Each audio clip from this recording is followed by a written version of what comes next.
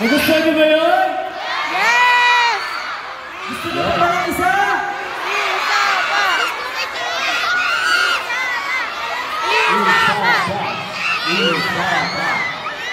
So, syempre, that was our second pre-debut single sa Lari. Out na po yun sa Spotify and sa lahat ng music streaming platforms, kaya stream nyo na. And gusto rin po namin pasalamatan ang E-Connect Events and Concerts and sa SM Center Las Piñas sa pag-invite po sa aming people, sa Now Playing People.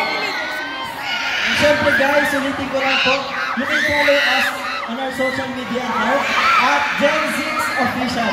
Syempre meron din po kami individual account. You can follow us before Gen6 underscore.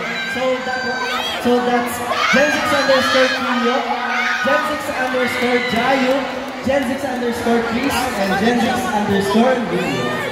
Yun, dahil first time namin dito sa SM Center Las Piñas, gusto namin maging memorable lahat ng to. Gusto lang po namin mag-request ng isang picture taking po.